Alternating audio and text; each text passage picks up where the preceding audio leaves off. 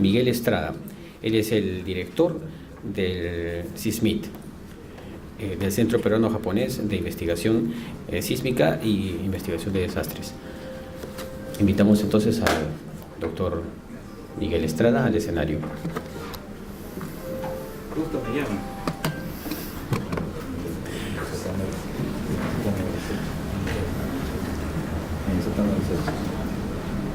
Ya.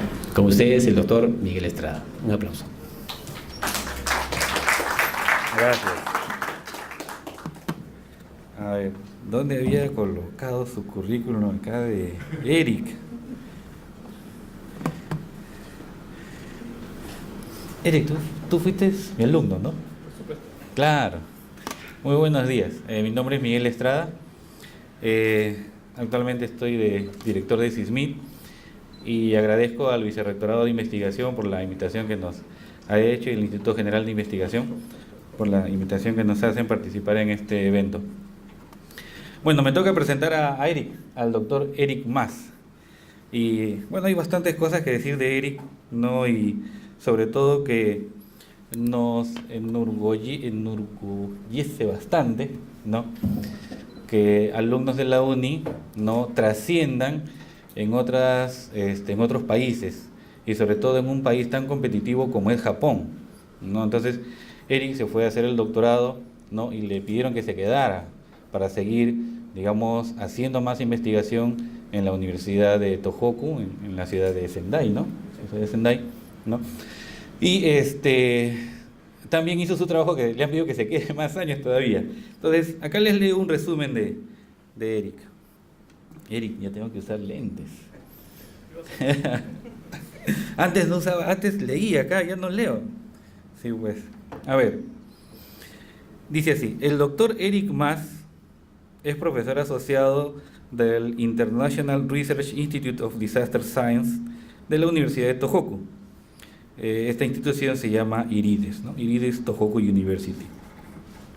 Eric es especialista en temas como evaluación del riesgo por tsunami, evaluación del impacto en edificaciones y simulaciones de evacuación, así como en el uso de tecnologías de sensores remotos, o sea, imágenes satelitales, para la estimación rápida del daño por tsunami y tifones.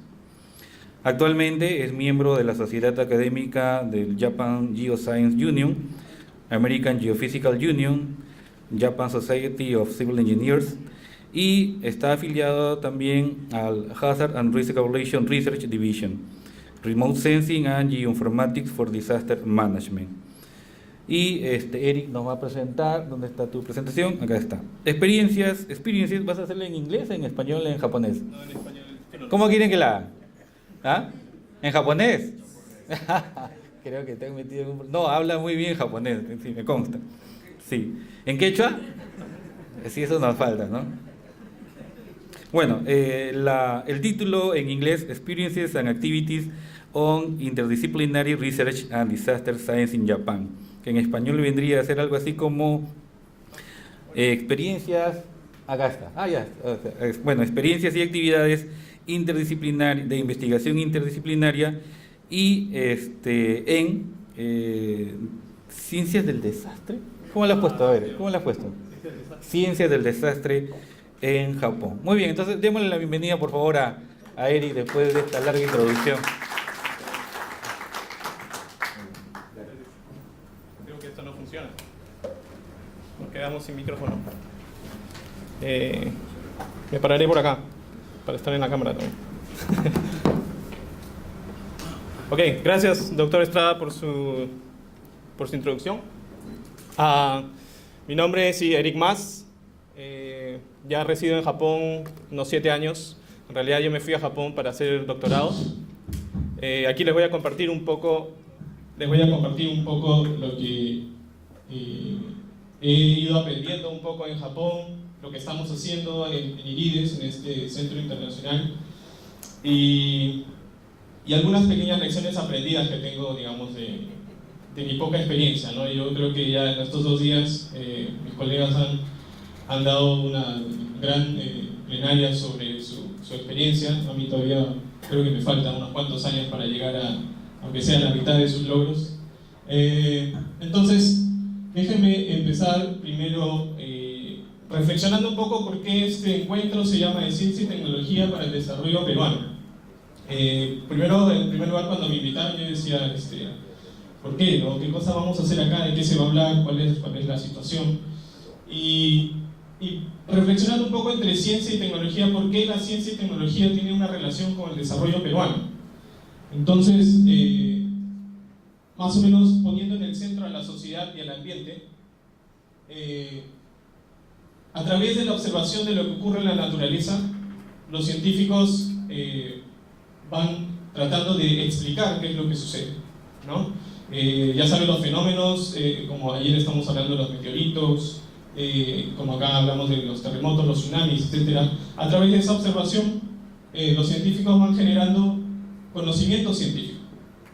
Entonces ese es, digamos, el objetivo de un científico, generar conocimiento. ¿Para qué? Para que luego a través de la educación ese conocimiento llegue de nuevo a la sociedad y todos podamos entender de alguna manera qué es lo que sucede en nuestro entorno. ¿Está bien? De ese conocimiento científico y a través también de alguna observación y las preguntas y las necesidades que existen en nuestra sociedad, es el ingeniero el que se encarga de diseñar y buscar soluciones a esas necesidades que existen. Creo que esto suena muy fuerte. Voy a apagarlo ya. Entonces, el ingeniero busca solucionar esas necesidades que hay en la población, en la sociedad. Y para eso se vale también de ese conocimiento científico que generamos pues, los investigadores, ¿no? Las teorías, etcétera, son la base para generar, digamos, analizar estas problemáticas. Y a través de esas soluciones se generan nuevas tecnologías, se genera innovación, se generan nuevos equipos, se generan productos, etc. ¿No? Esos productos son los que llegan al mercado y a la vez también, bueno, dan la vuelta y llegan a los científicos que vuelven a utilizar, digamos, satélites, radares, mejores microscopios, etc. ¿No? Y llega al mercado para responder a esos problemas que tiene la sociedad. Entonces, si se dan cuenta, tenemos un círculo en donde tanto ciencia y tecnología se va interrelacionando. Entonces, si vemos todo esto es el motor prácticamente, ¿no? El desarrollo de ciencia y tecnología es el motor que impulsa la economía, ¿no? Y todavía está en rima, ¿no? El desarrollo de ciencia y tecnología es el motor que impulsa la economía. ¿Por qué? Porque ya estaban viendo ustedes que aquí existe, digamos, una relación de mercado también, ¿no? Una relación donde los productos van a generar una economía. El trabajo del científico, el trabajo del ingeniero genera trabajo y genera flujo, digamos, económico. Entonces todo esto, ese motor es lo que impulsa, digamos, la economía y al final es lo que llega a lo que entendemos el desarrollo nacional, ¿no? Entonces tenemos a la ciencia y la tecnología. Obviamente hay muchas otras disciplinas y otras variables en juego aquí, pero si queremos poner la ciencia y tecnología como uno de los motores, esta es digamos, la línea de pensamiento que se va desde la ciencia y tecnología hacia la economía y el desarrollo nacional. Luego, en estos años también se empieza a hablar un poco de sostenibilidad. Es decir, si hablamos de este vehículo, ¿no? Para mantenerlo sostenible tienes que tener, digamos, generar, digamos, que este vehículo se mantenga en el tiempo, ¿no? Para que te siga funcionando, para que siga avanzando de la manera que tú quieres que avance. Tiene que haber igualdad y equidad, es decir, todas las llantas tienen que tener la misma presión de aire para que no vayas desequilibrado, y etcétera, ¿no? Entonces, esto es lo que, digamos, es una metáfora entre cómo la ciencia, la tecnología, la economía, el desarrollo y la sostenibilidad van a llevar hacia el desarrollo peruano. Ahora, pero ¿quién es el conductor de todo esto? ¿Quién es el que maneja? ¿Quién es el chofer aquí? Bueno, el chofer y los que manejan somos todos nosotros. Todos nosotros de una u otra manera contribuimos tanto a ciencia y a tecnología. O al mercado o en nuestro trabajo, no necesariamente porque solo el investigador es el que genera el conocimiento, sino también el ingeniero u otros oficios que generan, digamos, que toda esta máquina pueda funcionar. Entonces, aquí es importante el rol que cada uno de nosotros jugamos dentro de la ciencia y tecnología y sobre todo dentro del desarrollo de nuestro país. ¿Okay? Entonces, no desmerezcamos el trabajo de nadie porque todos estamos incluidos dentro de todo este paquete. Y bueno, y el desarrollo sostenible al final, ¿qué es lo que tiene que lograr? El desarrollo sostenible lo que tiene que lograr es el bienestar social. ¿Y qué significa? Bueno, dentro de toda esta metáfora, ¿qué significa el bienestar social? Significa que todos nosotros que estamos llevando este motor, que todos nosotros que estamos llevando nuestro propio carro, tengamos pues un viaje placentero, ¿no? Que podamos vivir de forma placentera, ¿no? Sin necesidad de cerrarle la curva al otro, de chocarlo, ¿no? De tocarle el claxon, etc., ¿no? Es que todos podamos ir hacia el mismo horizonte de desarrollo de una forma en bienestar. ¿Ok? Entonces, con eso quería empezar un poco para que todos entendamos por qué este encuentro de ciencia y tecnología es tan importante, ¿no? ¿Por qué generar estas discusiones son importantes? ¿No? ¿Por qué también nosotros debemos pensar que nuestro trabajo, hacerlo bien, es importante? ¿No? Porque todo eso va en función a un bienestar social, que claro, es bienestar personal y también es bienestar de nuestra sociedad, ¿no? Entonces, yo no pretendo ser ejemplo para nadie, pero si de algo les sirve, les voy a explicar un poco cómo fue mi llegada hasta el Japón y cómo está desarrollándose mi carrera. Yo, uy, acá no se nota. Si ven, hacia arriba. Yo ingresé a la Universidad Nacional de Ingeniería en el 1999 a la carrera de Ingeniería Civil. Honestamente, yo no pensaba ingresar en Ingeniería Civil. Yo pensaba ser mecatrónico, ¿ya? Carrera que recién iniciaba en la universidad. Y bueno, me quedé en la Ingeniería Civil, intenté varias veces trasladarme en el primer año y no lo logré. Y no lo logré porque no hacían traslados, pero bueno. Y decidí quedarme en la Ingeniería Civil. ¿Por qué decidí quedarme en la Ingeniería Civil? En primer lugar, decidí porque a partir del cuarto ciclo de la universidad empecé a observar cursos que estaban más relacionados con la ingeniería civil. En mi época no existía el curso de introducción a la ingeniería civil, que realmente te dice de qué se trata la ingeniería civil. En mi época simplemente entrabas y de frente era matemática, física, que eran cursos muy generales y que te daban en cualquier facultad. Y entonces no sabías exactamente qué hacía un ingeniero civil. Cuando yo llegué recién al cuarto ciclo es que realmente me di cuenta de lo que hacía el ingeniero civil y lo que podía hacer como ingeniero civil, ¿no? Al principio quise ser hidráulico, después quise ser estructural, después planeamiento urbano, etc. Ya, si se dan cuenta, cambio de gustos, ¿no? Pero no de esposa. Entonces, ese era el punto, ¿no? Yo de 1999 hasta 2004 terminé mi carrera en los 5 años con subidas y bajadas, tomas y huelgas, etc., pero logré terminarlo.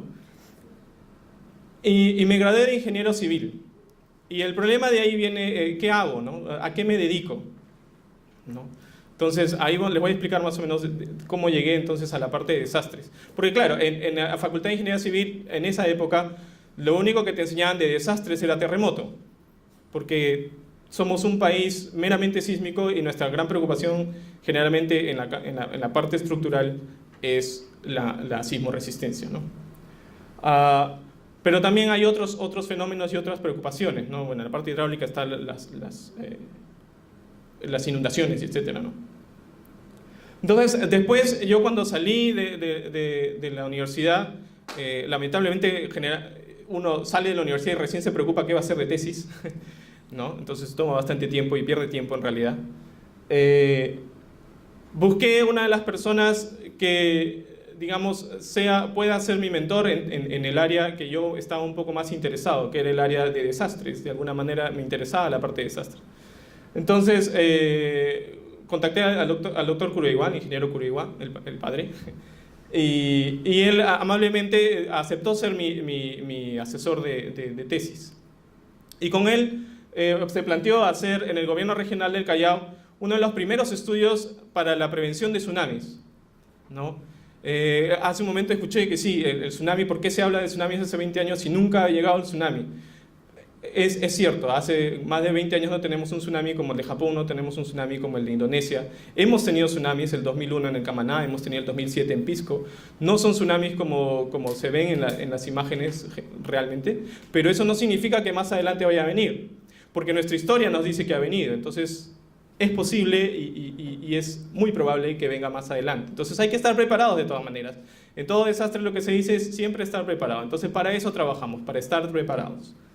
Entonces en defensa civil trabajé un tiempo fueron 4 años en realidad, ya no solo en tsunami, sino también en educación de prevención y etcétera. Atención en caso de desastres, estuve presente cuando en el 2007 hubo toda la evacuación en el Callao y la atención en el estadio de Yaguarhuaca para toda la población que había evacuado. Y uno se da cuenta, digamos, cuál es la necesidad de la población y cuál es el interés de la población. A veces la gente realmente no está pendiente todo el día del tsunami. Yo pienso todos los días en tsunami, entonces obviamente para mí es muy importante. Entonces hay gente que se frustra y dice, ¿cómo no puedes pensar en el tsunami? Claro, porque yo pienso todo el día en el tsunami, entonces es algo natural. Pero yo entiendo que ustedes tienen otras actividades y tienen otras preocupaciones y no es tan necesario pensarlo todos los días, no es su trabajo. Pero sí es importante hacerlo, aunque sea un momento, y revisar un poco cuál es la situación en nuestro entorno y cuáles son nuestros riesgos y cómo podemos resolver esa situación. Entonces yo realmente, para compartirles el gobierno regional y mi experiencia en defensa civil, mi experiencia como trabajador ahí, fue muy enriquecedora por el hecho de que, por el estar en contacto con la sociedad y en ver realmente cómo la sociedad percibe el riesgo, cómo la sociedad a veces no percibe el riesgo, ¿no?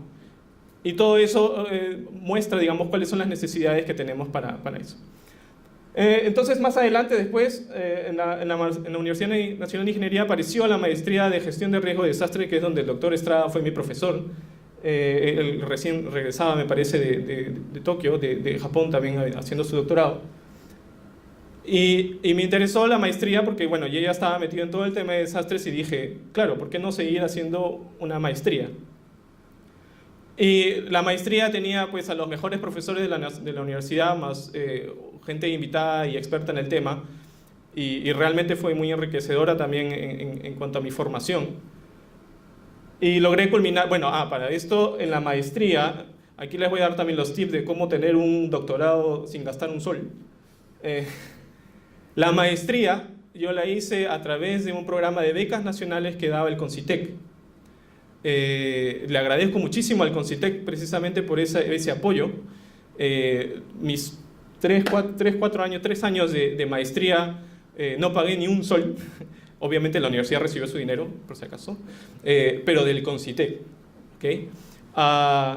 Y fue realmente algo que uno aprecia bastante ese apoyo, ¿no? Porque te abre la visión. En la maestría, por primera vez, yo compartía carpeta con gente que no era ingeniera civil, con personas que eran arquitectos, eran meteorólogos, eran geógrafos, etcétera, ¿no?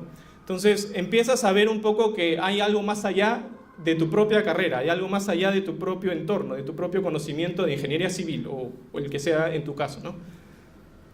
Y empiezas a ver la necesidad de pensar desde otro punto de vista, ¿no?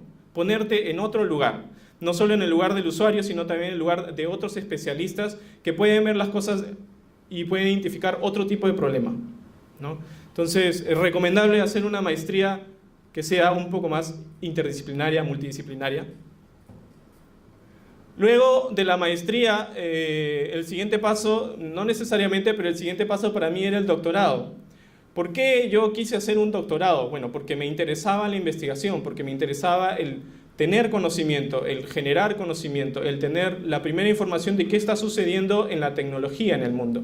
¿Y qué se puede hacer, ¿no? Porque uno cree que es Superman y puede resolver todos los problemas, ¿no? Entonces, de alguna manera, yo también quería ser partícipe de resolver algunos problemas.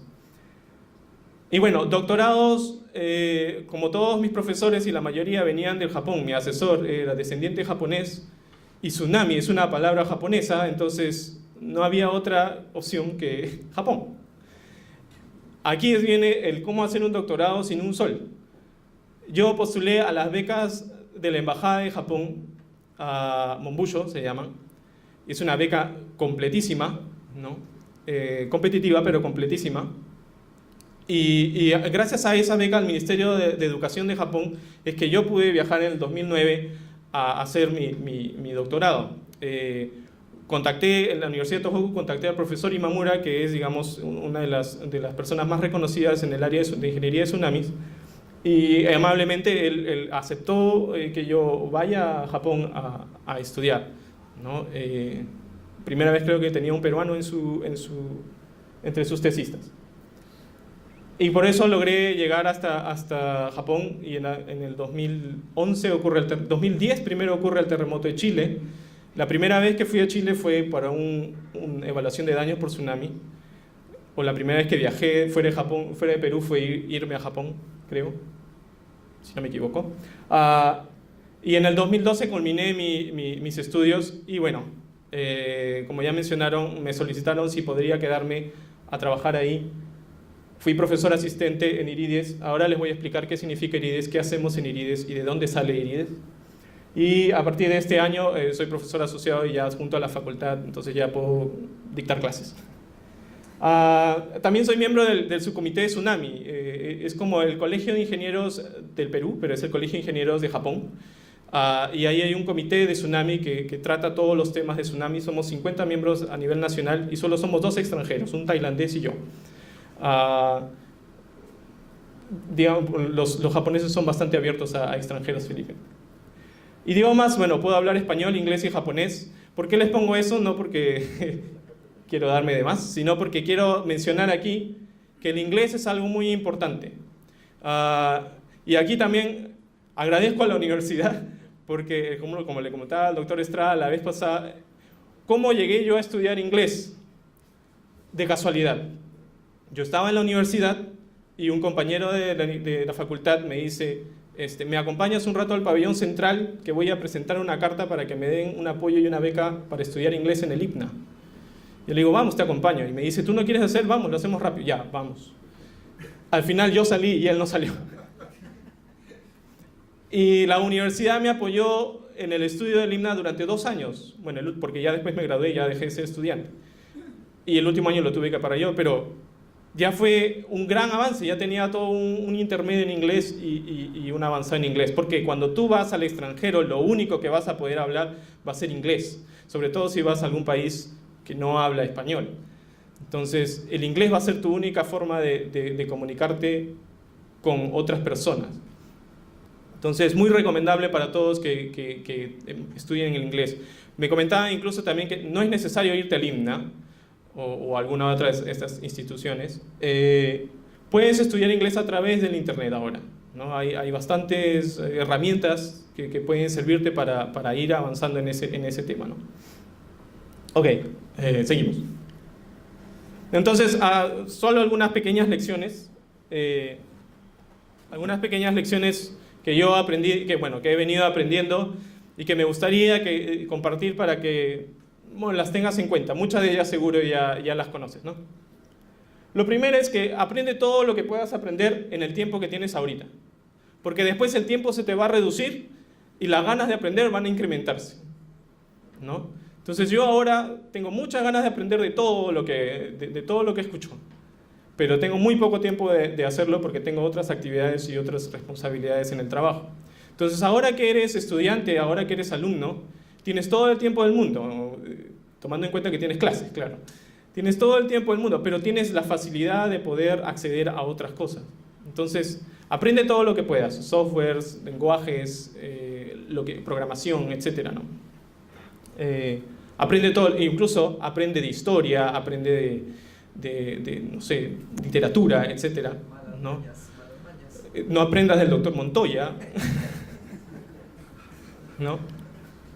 Y otro es, encuentra un mentor o varios mentores, encuentra gente que te pueda guiar en el camino, que te pueda mostrar cómo avanzar, ¿no? Yo tenía, al doctor Kuroiwa, al profesor Imamura, al profesor Koshimura, este es más alto todavía, el doctor Shuto, que son los expertos en tsunami, compañeros de clase. Estos mentores te sirven para saber hacia dónde ir, cómo avanzar, tener ética profesional, saber cuál es digamos, la forma de hacer del pensamiento crítico, ¿no? Cuáles son las necesidades que hay en la sociedad. Entonces te recomiendo bastante que encuentres a alguien que sea el experto en tu área y que te pueda guiar un poco en tu camino.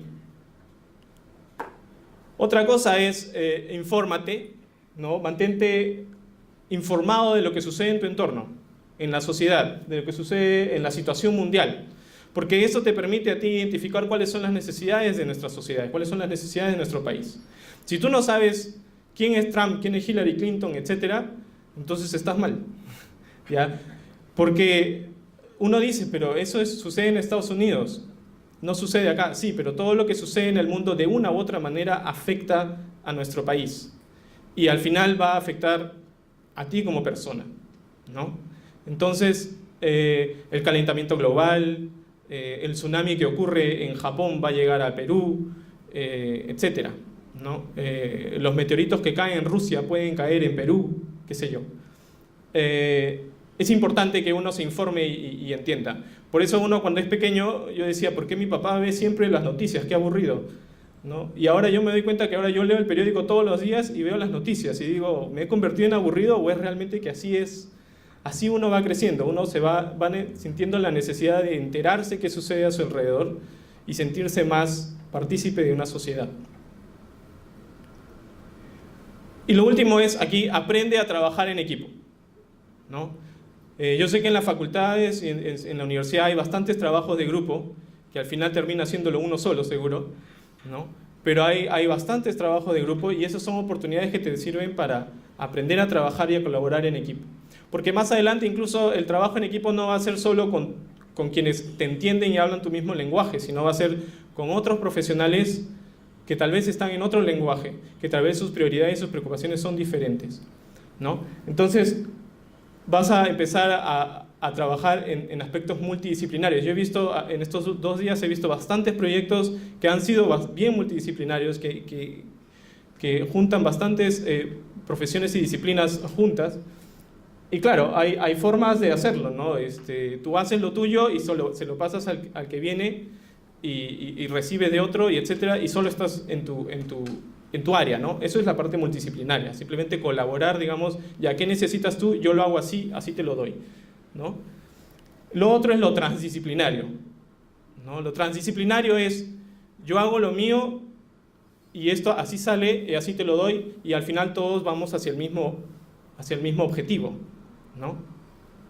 Esto es para que más o menos entiendan de qué se trata, son telas en realidad, pero es como multidisciplinario, transdisciplinario se puede entender.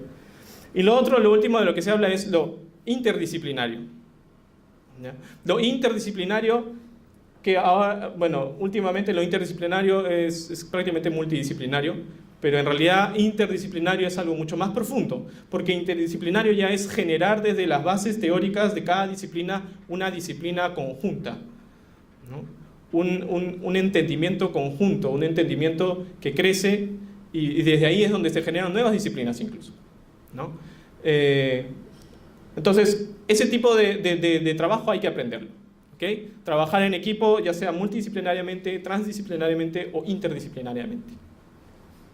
Ok, eso es mis consejos a los alumnos y lo que sí ahora es ya un poco más general de cuáles son los trabajos que se hacen en Japón. Aquí, como no se ve, bueno, esto era PhD, ¿no? 2009 al 2012 yo estaba haciendo mi doctorado y el 2011 ocurre el terremoto de Tohoku y como este video es muy largo voy a adelantarlo un poco.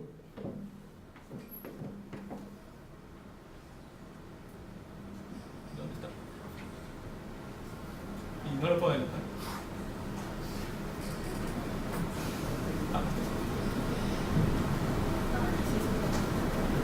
Ok, 11 más. Uy, mira, me adelanté mucho. Ok, ahí mejor. Ok, como saben, Japón es un país altamente sísmico, el Perú también. Bueno, esta es una animación, acá ven el número de eventos sísmicos que ocurren, el tamaño significa la magnitud. Esto es marzo 13, quiere decir que antes del terremoto del 2011, del 11 de marzo ya existía, bueno, la actividad regular. Y después, el 2011, ocurre el terremoto y ven ustedes cuál es el enjambre de eventos que ocurren en esa. Ven aquí cómo empieza a incrementarse y la mayoría de eventos son entre 6, bueno, los dos primeros fueron 7, tuvimos bastantes movimientos durante ese momento, ¿no? Entonces se convirtió prácticamente, pues, para muchos en el fin del mundo, porque la Tierra no dejaba de temblar cada 10-15 minutos, ¿no?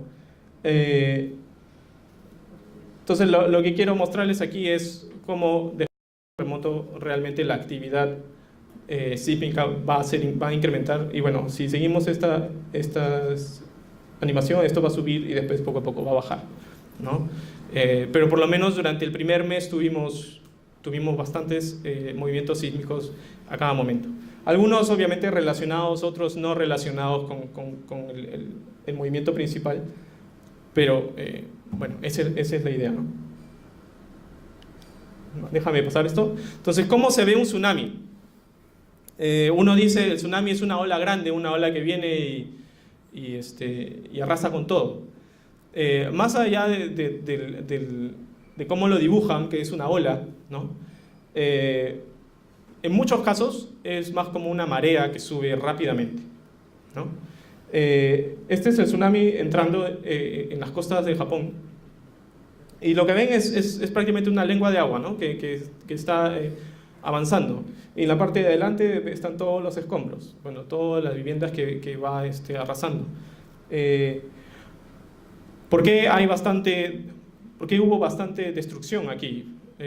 Porque las viviendas son de madera, ¿no? Entonces se ve bastante destrucción. Por eso el tsunami arrasó con todo, ¿no? Generalmente un tsunami, si es una zona que tiene edificaciones bastante fuertes, de concreto armado o de perfiles de metal, etc., no genera, digamos, la destrucción en el sentido de que no va a arrasar completamente con todo el lugar. Pero bueno, la cultura ya es, las viviendas son de madera y entonces eso se hace. En el Perú, por ejemplo, en Camaná, si ustedes incluso van ahora, me parece que incluso si van a Camaná, lo que van a encontrar son bloques de concreto, ¿no? Y las viviendas que eran de madera o de quincha fueron las que sí se fueron arrasadas por el tsunami, ¿no? Entonces, ¿cuál es la particularidad del terremoto del 2011? Ustedes saben que, bueno, Japón es bien reconocido porque tiene una tecnología sísmica y de tsunami y de preparación, etcétera, bastante alta, bastante reconocida. Pero ¿qué sucede? Hasta el 2011 no había existido un terremoto o un tsunami de esa magnitud. Históricamente, bueno, no tengo la lista, pero uno de los terremotos más antiguos en esta área fue en el año 869, ¿no? Y que fue relativamente grande, pero no como este, ¿no? Incluso ese terremoto tiene una magnitud de 8.6 más o menos. Y en la historia esa era la máxima magnitud que ellos habían observado. Es decir, dentro de sus proyecciones no había la idea de que pudiera ocurrir un terremoto de magnitud 9. Entonces todos los sistemas de los mapas de peligro, etcétera, todo se había desarrollado en función a un escenario de magnitud entre 7.8 hasta 8.5, ¿no? Y obviamente cuando llega el tsunami y la magnitud de 9 y llega el tsunami mucho más grande de lo esperado, es que muchas de estas medidas fueron rebasadas. Hay muchas lecciones en el terremoto del 2011, hay muchísimas lecciones, como por ejemplo cuando se hace edificaciones, generalmente en Japón la filosofía era, existe el código sismorresistente, entonces la edificación se construye para que resista el sismo y se entiende que va a resistir el tsunami. Pero y en muchos casos sucedió, hasta ese momento muchos tsunamis ocurrieron y ninguna edificación de concreto armado fue dañada. Pero en este tsunami sí ocurren que muchas edificaciones de concreto armado incluso fueron dañadas. Entonces la filosofía necesitó un cambio, así como en el Kobe en 1905 la filosofía de los códigos de edificación tuvo que cambiar debido a los daños observados. Cada desastre termina siendo una lección para mejorar nuestros sistemas, para mejorar nuestro conocimiento. Y bueno, ahora ya se tiene lineamientos y códigos que permiten calcular cuál es el flujo, cuál es la estimación de la fuerza que va a afectar a una edificación y con eso diseñarla para que resista un tsunami, ¿no? Por ejemplo, otra lección fue muchas de las personas evacuaron a un centro de evacuación oficial, ¿no? Porque según las estimaciones hasta ahí no iba a llegar el tsunami. Pero ¿qué sucede? Como fue más allá de lo esperado, mucha gente falleció dentro del refugio de evacuación. Porque el refugio también era, bueno, como estaba fuera del área inundada, tenía simplemente 2 pisos o era un colegio de un piso. Entonces ahora cualquier refugio de evacuación, esté dentro o fuera, necesita tener por lo menos de 3 pisos para arriba, ¿no? Para que por lo menos dé una seguridad en caso de que el escenario vaya más allá de lo esperado. Incluso también edificaciones tienen que ser ahora preparadas para el fuego, el incendio después de un tsunami. Ustedes dirían, qué raro que en un tsunami exista fuego, si es agua. Pero no, o sea, hay también petróleo o hay gases, etcétera, que el tsunami va arrastrando y entonces ocurre bastante incendio. Por ejemplo, otra de las lecciones es el uso de vehículos para evacuar, ¿no? Claro, sucede que en muchas situaciones el área es muy plana y lo único que queda es evacuar, digamos, hacia afuera, y para ganar tiempo necesitas un vehículo, ¿no? Pero hay muchas particularidades en usar un vehículo. Una es que cuando estás en todo el vehículo encerrado, bueno, en Japón está siempre cerrado porque tiene el aire acondicionado del vehículo y están viendo televisión o escuchando radio, no escuchas lo que sucede a tu alrededor. En este vehículo, por ejemplo, aquí la gente que estaba arriba estaba ya hace rato gritando que el tsunami venía y la gente no se daba cuenta. El vehículo, por ejemplo, ya llega a unos 50 centímetros de inundación y ya no puedes controlarlo. Entonces ya te quedas a la deriva del tsunami. Y mucha gente falleció aquí porque evacuó utilizando vehículos, inmediatamente generó tráfico y no se pudo evacuar, llegó el tsunami y terminaron siendo ahogados dentro de sus vehículos. Bueno, y ustedes acá ya ven cuál es el tráfico en el Perú, así que no usen vehículos, por favor. Entonces hay otras alternativas. Uno diría, ya, no uso vehículos, pero entonces ¿cómo evacúo hasta allá tan lejos? Bueno, entonces es un trabajo conjunto y de diversas cosas, ¿no? Gracias. Es un trabajo conjunto, ¿no? Tienes que, no solo, si no vas a poder evacuar con vehículo, entonces tienes que generar los sistemas que te permitan evacuar verticalmente dentro del área inundable, ¿no? Que te permita llegar a una situación rápida y te pueda salvar de la llegada de las olas. Ok, ¿puedo pasar esto? Ya. Ok, entonces, después del 2011, después de ocurrido este terremoto y todas las lecciones que en Japón se aprendieron, digamos, a raíz de ese terremoto, una de las principales era que el terremoto el terremoto, el tsunami y el desastre en general afecta a todas las disciplinas, o toda la sociedad y todas sus disciplinas. Entonces, tiene muchísimas aristas por las cuales tienes que realizar prevención, realizar mitigación y realizar estudios. Entonces, lo que se realizó en la Universidad de Tohoku se creó un nuevo instituto específicamente dedicado a la ciencia del desastre. No solo tsunamis, no solo terremotos, sino cualquier otro tipo de desastre. E integró varias disciplinas. La idea es tratar de hacer un instituto que sea interdisciplinario, ¿no? Que permita la comunicación más fluida entre diferentes disciplinas para el objetivo específico. Entonces, claro, se tiene la parte de ciencia, la parte humana y social, la parte urbana y reconstrucción de planeamiento, la ciencia pura, física, etc. La parte de medicina.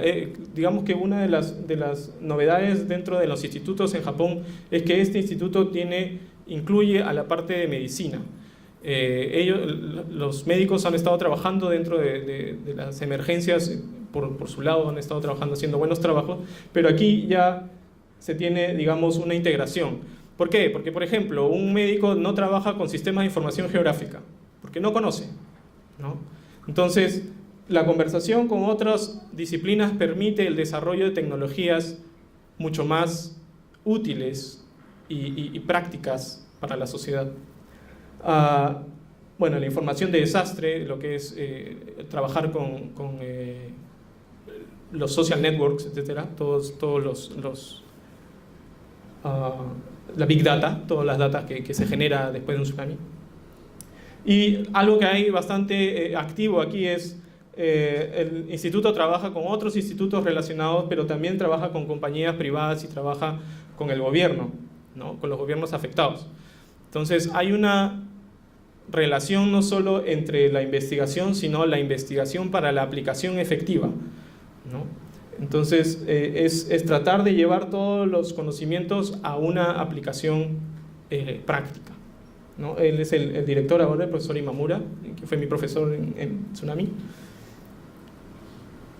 Entonces, para que tengan una idea de cuáles son las áreas en las que se trabaja ahí, no puedo explicar qué hace cada uno porque es un montón.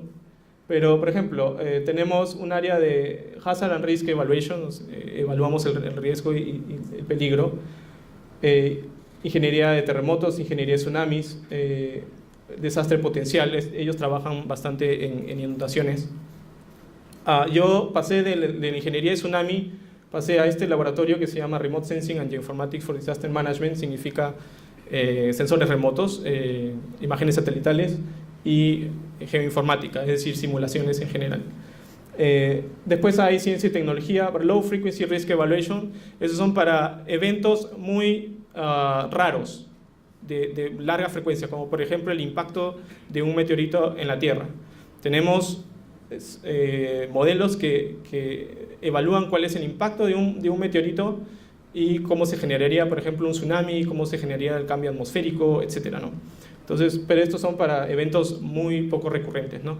Lo que trabajan ellos también es bastante de sedimentología, geología, ¿no? Observan bastante, digamos, lo que sucedió en las antigüedades en años muy atrás. Tecnologías para la mitigación óptima, tecnologías para el riesgo de desastres. Otros es, por ejemplo, la parte social, la parte humana. Aquí hay bastantes social science, bastante gente que estudia la parte social, la parte de los voluntarios, las ONG, cuál es la relación, gobernanza, etc. Cuál es la relación entre todos estos actores cuando ocurre el desastre o cuando se está haciendo prevención y mitigación. Es decir, cómo coordinar. Por ejemplo, aquí puede ser difícil que INDECI, DHN, IGP, etcétera, puedan coordinar porque no hablan el mismo idioma o porque tienen diferentes intereses, etcétera. Entonces, es necesario cuál es la mejor manera de integrar a todos estos grupos para llegar al objetivo común, ¿no? Por ejemplo, cultura del desastre es ver cuál es nuestra cultura, ¿no? Nosotros también en Perú tenemos una cultura de desastre, es decir, está bien relacionada con nuestra religión, ¿no? Tenemos el señor de los temblores, el señor del mar, uno relacionado con el terremoto, el otro relacionado con tsunamis, y mucha gente no sabe, ¿no? Porque simplemente es el nombre que lo conocemos, pero no sabemos que detrás de eso hay una historia de desastre que le da esa razón al nombre de nuestra cultura, ¿no? Disaster legislation, es decir, las leyes a veces son un obstáculo o facilitan a veces también el desarrollo de programas, el desarrollo de una reconstrucción y recuperación rápida. Bueno, en fin, hay un montón. Preservación de material histórico. La parte regional y la parte urbana ya que ve un poco más, digamos, ambientes un poco más amplios, ¿no? Technology for Urban Resuscitation, es decir, tecnologías que permitan la recuperación rápida de áreas grandes. Radiación, bueno, como saben hubo Fukushima, entonces también el tema de radiación fue bastante importante. Disaster Robotics, por ejemplo, también hay bien impresionantes avances en el tema, ¿no? Se tienen robots que tienen, digamos, la forma de serpientes, y entran en los escombros, a través de los escombros, y permiten la búsqueda de personas que han sido atrapadas bajo los escombros. Se tienen drones también que tienen la capacidad de pegarse a las estructuras y buscar problemas de microfisuras. Se tiene también drones que se utilizan para crear redes locales de comunicación, redes de Wi-Fi locales de comunicación, es decir, cada dron es un router, por decirlo así, y etcétera, ¿no? Hay bastante avance muy interesante ahí, en esa área. Las ciencias puras o las ciencias, digamos, más específicas, la parte de geodesia marina, ellos ven todo lo que son las fallas geológicas dentro de la corteza, es decir, cómo la interacción de placas se está dando, ¿no? a través de los años. Seismic hazard, la parte sismológica, definitivamente, siempre importante. Volcanológica, geológica, la parte atmosférica también, porque en Japón también se sufre bastante de tifones, fuertes lluvias, inundaciones, etc., ¿no? Entonces es una de las más recurrentes, desastres más recurrentes en el área. Y Space Environment se trabaja un poco también con la parte espacial, ¿no? Ya voy terminando de esta parte. De ahí viene la parte médica. Bueno, hay bastante en la parte médica, psiquiatría, etcétera. Obstetricia, cómo los desastres afectan a las mujeres embarazadas o a las mujeres en general, o la generación de epidemias, etcétera, ¿no? En la parte de medicina, la respuesta en la situación del desastre, cómo optimizar la respuesta de los equipos de emergencia. Disaster Digital Archive, esto es importante porque se tiene una compilación bastante detallada de muchas de las cosas que sucedieron en el 2011. El terremoto y el tsunami en 2011 es prácticamente uno de los más documentados en la historia, ¿no? Entonces se tiene data muy precisa de tanto científica como social, como de entrevistas y el proceso de reconstrucción y recuperación. Y todo eso está en un archivo de internet que puede ser accedido por cualquiera, ¿no? Bueno, y etcétera. Entonces, bueno, esto es para que vean una comparación entre varios institutos que hay en Japón, y que nuestro instituto es uno de los que es, digamos, un poco más integral, ¿no? Estos son un poco más históricos, es decir, tienen años ya formados en Japón, pero no cuentan con algunas áreas que ahora nosotros intentamos impulsar. Ok, entonces ya para ir terminando, aunque me falta todavía 15 minutos, 20 si me dan 5 más. Voy a explicarles un poco de mi laboratorio, nuestra área, a qué se dedica, ¿no? Entonces, en español, Laboratorio de Sensores Remotos y Geoinformática para la Mitigación de Desastres. Si vemos eso, por ejemplo, cuando ocurre un desastre hay problemas críticos, entre muchos problemas críticos que existen. Pero, por ejemplo, uno de los primeros es tratar de identificar qué tan extenso fue el impacto, ¿no? Porque sucede que ocurre el terremoto y alguien necesita salir a decir hubo algo o no hubo nada, hubo daño o no hubo daño, para que no salga el presidente a decir no hubo nada, no se preocupen, y a los 2 días se enteran que toda una ciudad está destruida. ¿Cuántas personas están expuestas? ¿Cuántas personas pueden haber sido dañadas por el impacto? ¿Cuántas estructuras? Porque eso nos permite saber cuánta ayuda necesitamos enviar, cuánto va a ser lo que se tiene que invertir para la reconstrucción y la recuperación rápida, cuáles son los recursos que vamos a necesitar y de dónde los vamos a sacar para que lleguen rápidamente a esas áreas, ¿no? Disaster Relief. ¿Cuánto es el tamaño de los debris que se van a generar? Porque al final es necesario limpiar todo eso para volver a reconstruir, para volver a empezar, para que la gente tenga nuevamente su espacio rápido, ¿no? Pérdidas económicas, etcétera, ¿no?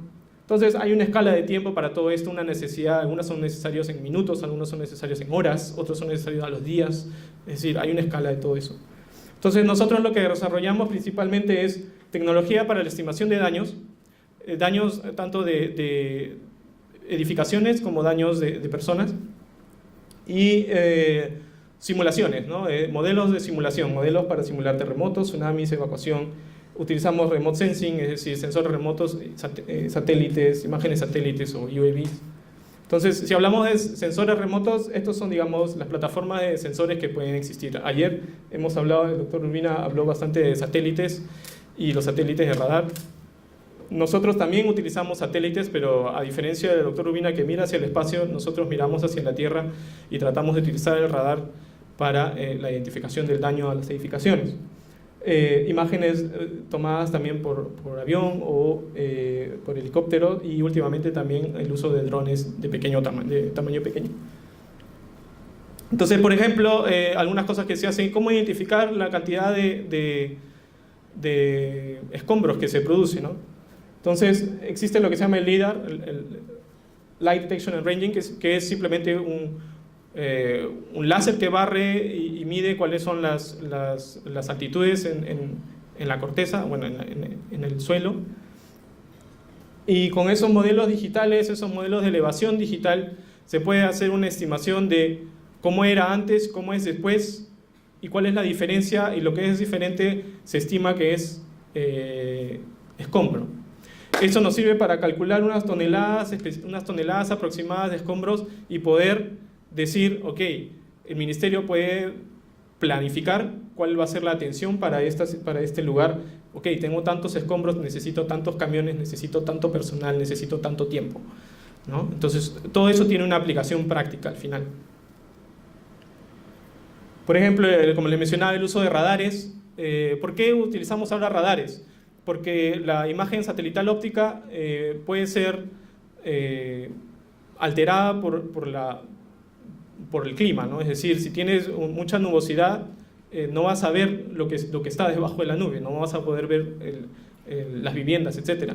En cambio, el radar sí penetra todas esas nubes y sí nos puede dar información de lo que sucede realmente en la superficie terrestre. Entonces, y además no necesita mucho de la luz solar, es decir, no necesita la intensidad del sol como la imagen óptica. Entonces, lo que hacemos con esto es tratar de identificar cuál es el daño que ha ocurrido en las áreas que han sido afectadas, ya sea por terremoto, ya sea por tsunami, deslizamiento o lo que sea, ¿no? Bueno, más o menos para que vean un poco de qué se trata, ¿no? A diferentes escalas, depende mucho de la resolución con la que se obtiene la imagen satelital. En algunos casos puedes obtener imagen de hasta 2 metros de resolución en radares. En otros casos, lo normal, 10 a 30 metros. Entonces, la escala de tu interpretación y la escala de tu estimación es diferente, ¿no? Y por supuesto, la precisión con la que obtienes tu mapeo, ¿no? Entonces, la idea al final es mapear cuál es el daño probable en una zona, y con eso generar un mapa que permita no solo a quienes planifican, sino también a la población conocer cuál es la magnitud del impacto del evento que ha ocurrido, ¿no?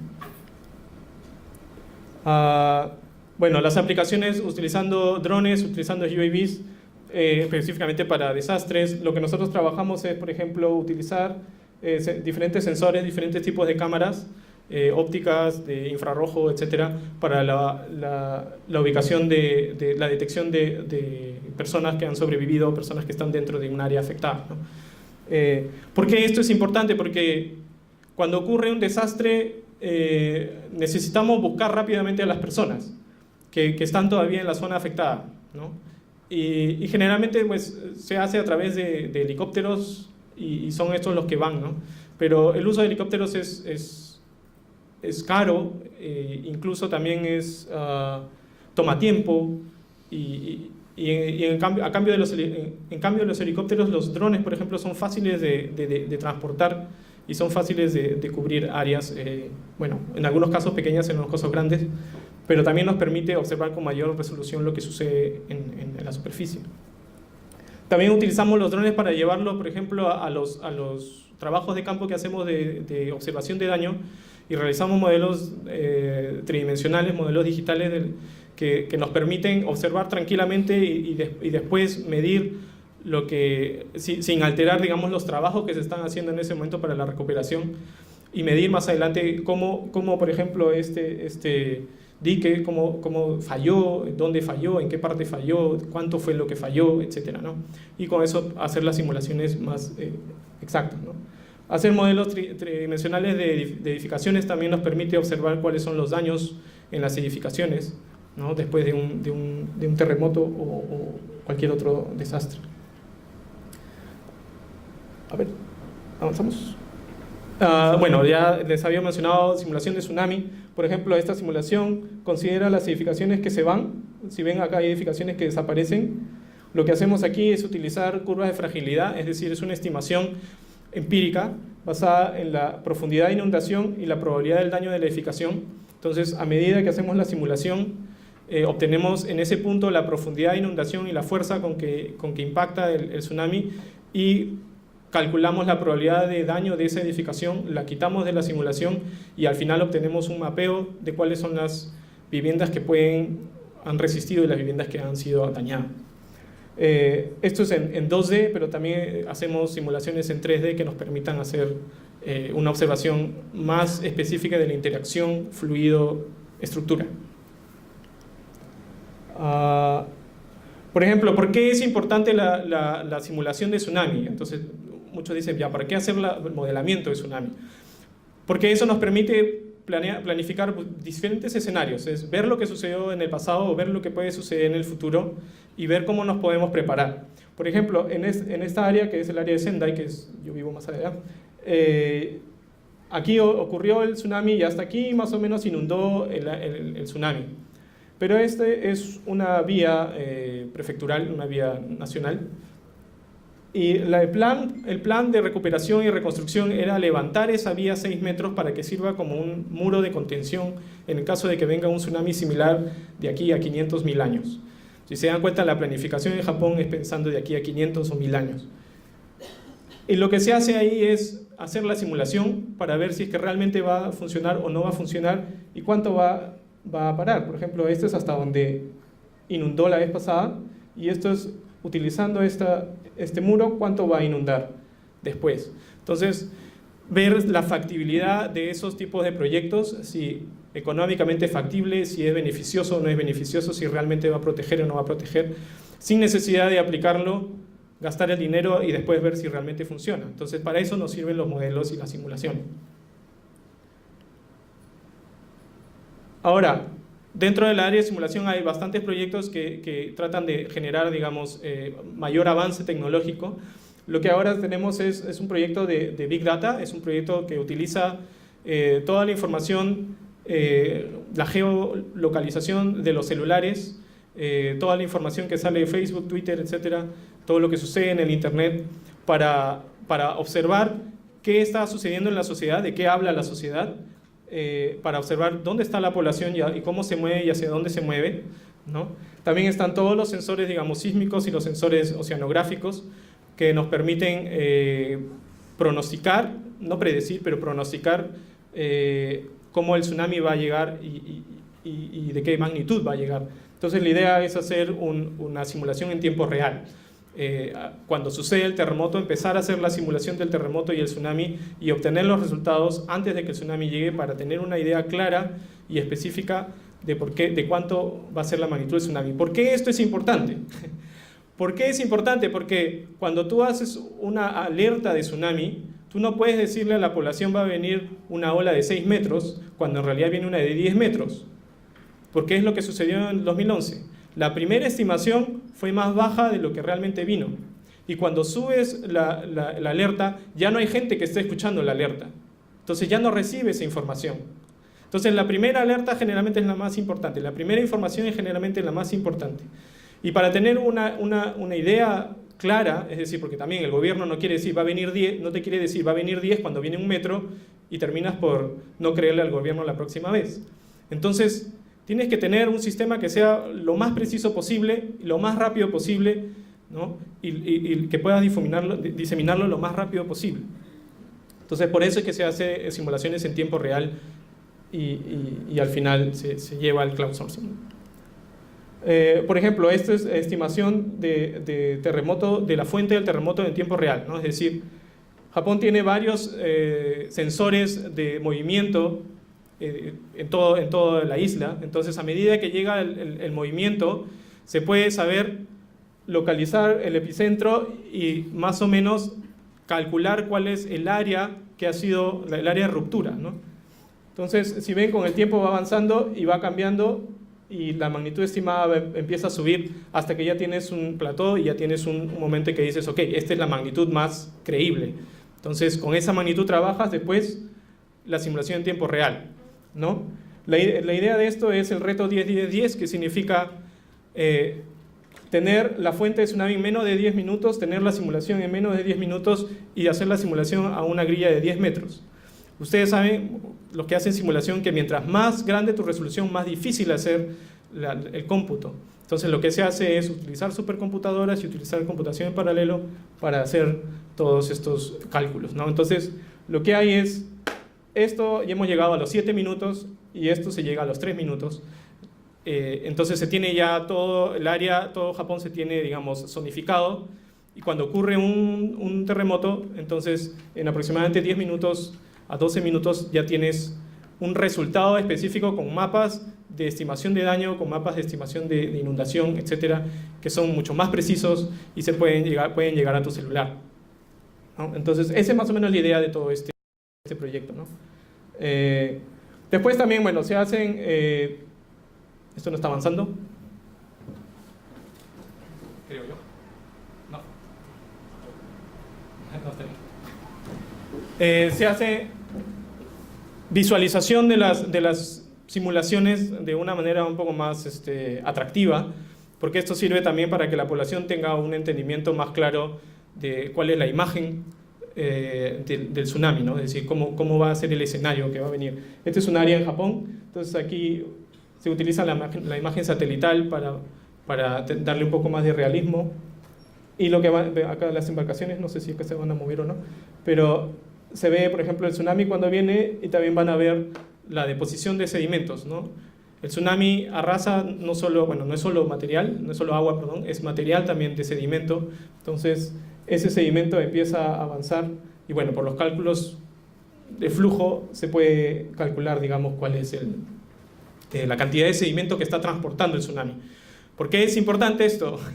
¿Por qué? Porque cuando hay mucho sedimento que llega, al final la limpieza del área es más grande, porque mucho sedimento también puede malograr los equipos que hay en el área. Por ejemplo, digamos una planta nuclear, si tiene alguna bomba o etcétera en esa área, si entra sedimento, entonces termina por malograrse la bomba y ya no hay enfriamiento de los reactores, etcétera, que es más o menos lo que pasó en Fukushima.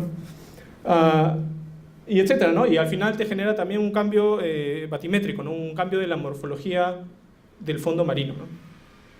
Y acá también ves las embarcaciones, por ejemplo, moviéndose. Entonces también hay todo un cálculo de objetos que pueden ser transportados por el tsunami, y eso obviamente va arrasando aquí con todas las edificaciones, ¿no? Entonces todo esto obviamente tiene que ser también estudiado y verificado. Entonces no es solo hacer una simulación cualquiera y bonita, sino es tratar de que eso sea realmente algo realístico y algo predictivo, ¿no? Más allá del tsunami también se ve un poco la parte de estimación del daño a personas, es decir, dónde están las personas, cómo se mueven las personas, hacia dónde se mueven las personas, cómo evacúan y cuál va a ser la situación al final de todo esto, ¿no? Es decir, la estimación de una evacuación. Esto es una evacuación, por ejemplo, en un área en Japón, y la gente está tratando de evacuar fuera en vehículos o en una edificación específica, ¿no? Esto fue lo que sucedió en el 2011. Entonces, con esa información de lo que sucedió en el 2011, tratamos de verificar nuestros modelos y con eso ya podemos utilizarlo para una predicción o una evaluación de lo que puede suceder más adelante, ¿no? Si viene un escenario diferente y si la respuesta es diferente para la gente, entonces ¿cómo poder resolver todos esos problemas, ¿no? Ya voy a terminar, no se preocupen. Bueno, yo utilizo bastante modelos de agente, entonces para hacer la evacuación. Los modelos de agente también pueden servir para hacer otros tipos de modelos, por ejemplo, el uso de flotas de drones, es decir, uso de drones que estén coordinados entre ellos y puedan tener, digamos, una respuesta.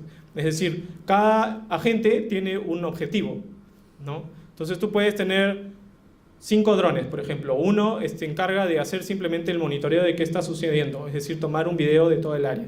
Otro se encarga de identificar en qué áreas hay sobrevivientes. Él tiene, por ejemplo, otro tipo de sensor. Después otro dron se encarga de ver en qué áreas hay fuego o inundación, etc. ¿no? O otros drones se pueden encargar incluso de hacer comunicación, ¿no? Tener altoparlantes y comunicar. Entonces, ¿cómo coordinar las acciones de todos estos drones bajo un mismo entorno, ¿no? Sin que se choquen, obviamente? Y ya para terminar, como le mencionaba, tenemos colaboración internacional. Entonces, uno de los proyectos en los que trabajamos más son los proyectos SATREPS, que me imagino que en algún momento van a escuchar hoy día también.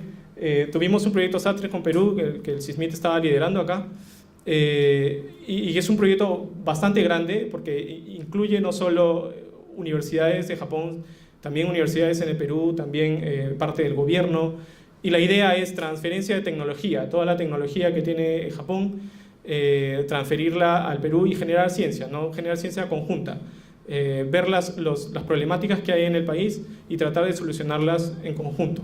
Entonces el proyecto SAT3 del Perú ya terminó, no sé si va a haber otro, pero la idea es que ya se hizo un primer avance de generar escenarios probables de terremoto, probables de tsunami, de impacto, y después todo el trabajo de mitigación.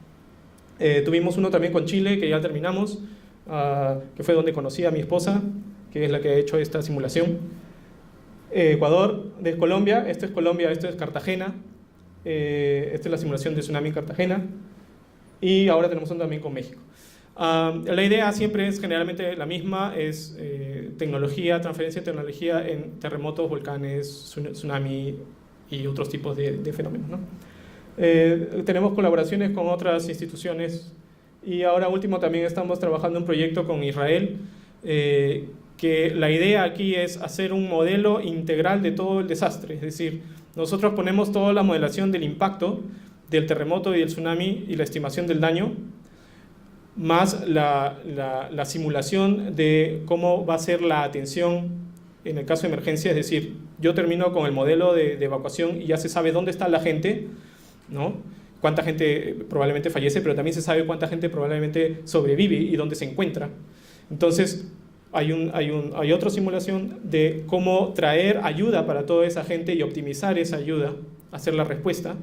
Y después, de la parte de Israel, obtenemos, porque ellos son geógrafos y economía, obtenemos, digamos, cuál es el impacto económico de toda la ciudad, cuál es el cambio, digamos, en el uso del suelo, si la gente ha sido afectada y tiene un cierto nivel económico, entonces, ¿qué es lo que hace? ¿Migra o no migra?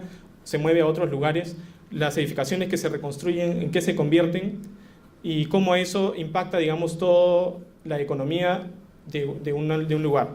Y todo eso es lo que le llamamos urban resilience, resiliencia urbana, es decir, qué tan preparada está la localidad, ¿no? El proyecto recién empieza y tenemos 3 años para llegar a algo como eso. Espero que lleguemos. Y bueno, ya, esta es mi última, quería hablar un poquito del Perú, pero para que también les interese un poco el tema. No es para alarmarlos, pero es para prepararlos. Ya en el 90 y en el 2006 aquí hay dos estudios, por ejemplo, de la probabilidad de ocurrencia de terremotos en esta área, ¿no? Por ejemplo, acá dice, se sugiere que el siguiente terremoto en Lima no va a ocurrir antes de un cuarto de siglo, es decir, 25 años. Esto fue en el 90. 90 más 25, 2015, ¿no? Es decir, no ha ocurrido hasta ahora. Está en retraso, exacto. El otro, en el 2006, dice, sugiere que un evento comparable al 1746 puede suceder aproximadamente en el 2035. Entonces tenemos del 2015 al 2035, ¿no? Entonces, el 1746 fue ya hemos tenido pequeños terremotos, pero todavía hay esta zona que está acoplada, es decir, energía que está acumulada y que se tiene que liberar en algún momento. Entonces, ya hay, digamos, la alerta de que entre el 2015 o el 2035 ya estamos en descuento. Es decir, ya debería llegar un sismo grande, ¿no? La idea de que venga un sismo pequeño no necesariamente significa que no va a venir el grande. ¿Okay? El que se acumulen sismos pequeños simplemente significa que hay otras áreas con aspereza que se han liberado, pero puede que la área más grande todavía no se haya liberado. ¿Entiende? Entonces, mi idea no es alarmarlos, aunque creo que ya vi unas caras preocupadas. Mi idea es que nos preparemos, ¿no? Es decir, que estemos al tanto, que miremos cómo vivimos en el entorno, ¿no? ¿Cómo estás tú preparado con tu familia? ¿Cómo está preparado tu hogar? ¿Cómo está preparada tu economía para resistir este tipo de eventos? Es decir, viene el desastre, pierdes tu casa, ¿y qué hacemos? Por eso existe también los seguros, ¿no? La transferencia del desastre. Entonces, todavía no hay, creo, mucho esa cultura por acá, pero en otros países hay bastante esa cultura de cuando hay desastres, tu casa está asegurada, si la pierdes, viene el seguro y ellos son los que pierden. Y bueno, tienes aunque sea algo con qué empezar tu recuperación, ¿no? Algo que siempre digo es que el desastre no es culpa del gobierno.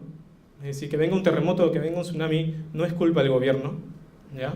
Entonces, ellos no tienen la única responsabilidad de responder y de estar preparados, ¿no? Entonces, nosotros también tenemos una responsabilidad personal de estar preparados y de responder adecuadamente a estos peligros que existen. Ok. Y por último, mañana es el Día Mundial de concienciación de tsunami, ¿no? Esto recién empieza este año. Las Naciones Unidas ha aceptado tener este día a nivel mundial, entonces hay muchas actividades. Me parece que hay una actividad del Colegio de Ingenieros mañana también, hoy día, ahora a las 7. Entonces, bueno, tómense un respiro, tómense un tiempo y pensemos entonces cómo estamos en cuanto a preparación de tsunamis. Muchas gracias.